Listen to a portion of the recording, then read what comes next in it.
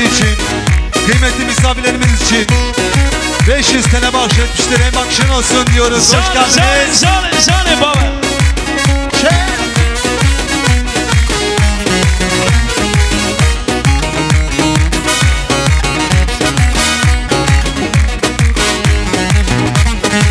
Dağlara çem düşende, bülbüle kan düşende, ruhum bedenden oynar, yanıma sen düşende. Dağlara çem düşende, bülbüle kan düşende, ruhum bedenden oynar, yanıma sen düşende. Bu gala kaçtı gala, çingalı kaçtı gala, korkuyorum yar gelmeye, gözlerim yaşlı gala.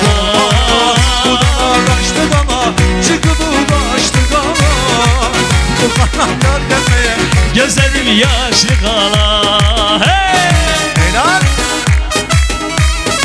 Baver abimizden gelin ve damadımızın bu özel gecesi için 500 tane şamaş etmiştir. En akşam olsun, hoş geldiniz Baver abi. Damadımızın babası Erdoğan Bey'den yine gelin ve damadımızın bu özel gecesi için, kıymetli misafirlerimiz için 1000 TL şamaş göndermiştir. En akşam olsun damadımızın babası Kızıl Erdoğan gül Bey. olmayaydı, sararıp solmayaydı, bir ayrılık bir ölüm hiçbiri olmayaydı. Kızıl gül olmayaydı, Sararıp solmayaydı, he baba. bir ayrılık bir ölüm hiçbiri olmayaydı. Bu gala kaçtı gala, cıgalı kaçtı gala, korkuyorum yar gelmeye, gözlerim yaşlı gala. Bu gala kaçtı gala, Cıgalı kaçtı gala, korkarım yar gelmeye, gözlerim yaşlı gala. Murat Er Yaşar, gelin hanımın amcası. Bu güzel halayımız için, bütün misafirler için 2000 TL deste bulmuştur. Sağ olsun, var olsun Murat Er Yaşar. Allah Allah. Oho. Hoş geldiniz.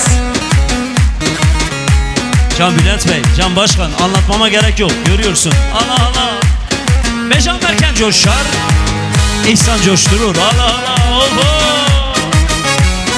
Helal helal, hoş geldiniz. 65 prodüksiyon. 65 yanıyor, 65 yanıyor. Allah Allah. Helal helal. Serhat, sen neredesin? Sen nerededir?